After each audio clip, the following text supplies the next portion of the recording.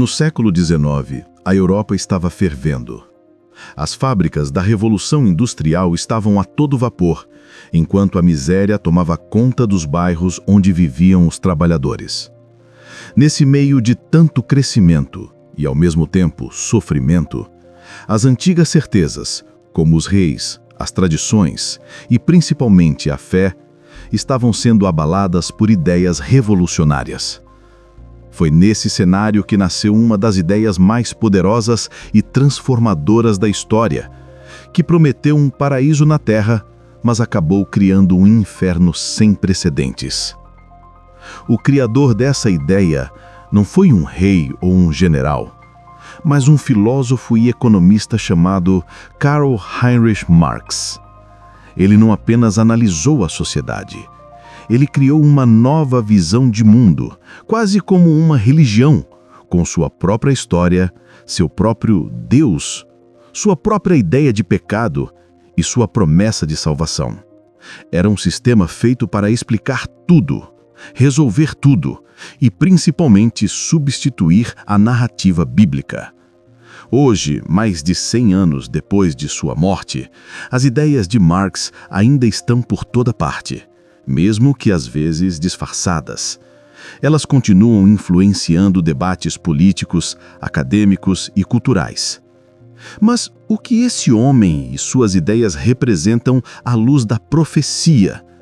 O que isso tem a ver com a gente hoje?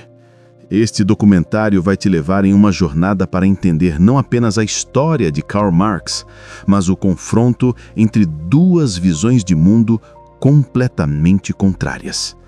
A que coloca o ser humano no centro de tudo e a que reconhece uma grande batalha cósmica, onde a história é o palco da luta entre Cristo e Satanás. Entender Marx é, no fim das contas, entender uma das mais inteligentes ideias que vai totalmente contra os princípios eternos do reino de Deus. Vamos começar?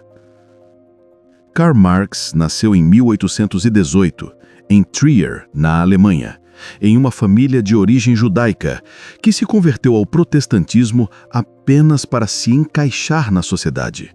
Ou seja, não houve conversão de verdade. Eles só mudaram de religião para serem aceitos.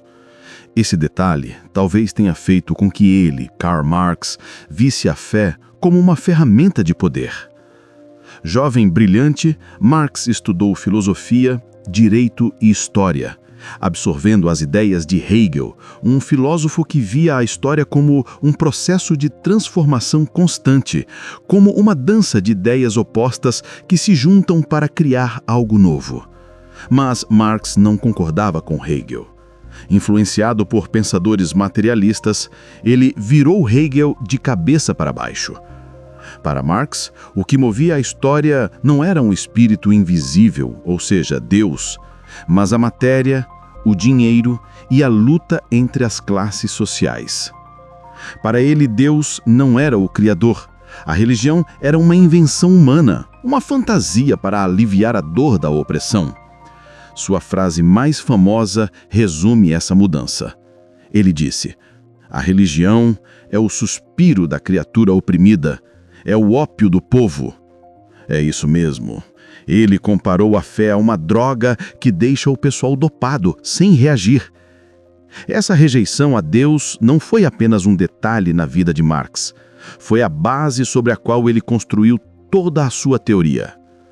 Ao tirar Deus de cena, Marx removeu a fonte da moralidade, do que é certo ou errado, da liberdade e do propósito humano, criando um vazio que ele tentou preencher com sua própria ideologia. O que Marx criou, junto com seu amigo Friedrich Engels, foi muito mais do que uma crítica à economia. Foi uma doutrina de salvação secular. O centro de sua ideologia é o materialismo dialético histórico. Para ele, a história não é uma linha do tempo de reis e nações, mas uma narrativa sangrenta da luta de classes. Em cada época, uma classe dominante, a tese, explora uma classe dominada, a antítese. Essa contradição gera um conflito que termina em uma revolução, a síntese, que dá origem a uma nova sociedade e a um novo ciclo de opressão. No capitalismo do século XIX, a luta era entre a burguesia, os donos das indústrias, e o proletariado, os trabalhadores que só tinham a sua força de trabalho para vender. Marx acreditava que o capitalismo continha as sementes da sua própria destruição. A exploração da mais-valia, o valor extra que o trabalhador cria, mas não recebe, levaria os trabalhadores a uma miséria cada vez maior e a uma consciência de sua situação. A solução que Marx propunha era a Revolução dos Trabalhadores. Em seu manifesto mais famoso, ele e Engels declararam: "Proletários de todos os países, univos!" O objetivo era derrubar a burguesia, acabar com a propriedade privada e estabelecer uma ditadura dos trabalhadores, como caminho para uma sociedade comunista superutópica, sem classes, sem Estado e sem miséria. Essa visão de Marx, embora apresentada como científica e inevitável, contrasta completamente com a revelação bíblica. A Bíblia diz em Efésios 6:12 que nossa luta não é contra seres humanos, mas contra os poderes e autoridades, as forças espirituais do mal. A Bíblia localiza a origem da opressão não na economia, mas numa rebelião espiritual e oferece uma solução não na luta de classes, mas na reconciliação com Deus através de Cristo. Nos dias de hoje, a gente vê que as ideias de Marx não ficaram apenas no papel. Elas saíram das bibliotecas e se espalharam pelo mundo do século XX com uma violência devastadora. A Revolução Russa de 1917 foi a primeira grande experiência da utopia marxista na prática. Sob a liderança de Lenin e depois de Stalin, a promessa de uma sociedade sem classes se transformou em um dos regimes mais brutais da história. Foi muita crueldade e mortes por conta de uma ideia. A ditadura do proletariado virou a ditadura de um único partido, com poder absoluto sobre a vida e a morte dos seus cidadãos. Os campos de trabalho forçado na Sibéria, as fomes deliberadas na Ucrânia, as perseguições políticas e a caça a qualquer forma de discordância, especialmente a religiosa, pois eles odiavam tudo que se dizia a respeito a Deus, foram os frutos amargos dessa ideologia. E não foi só na Rússia.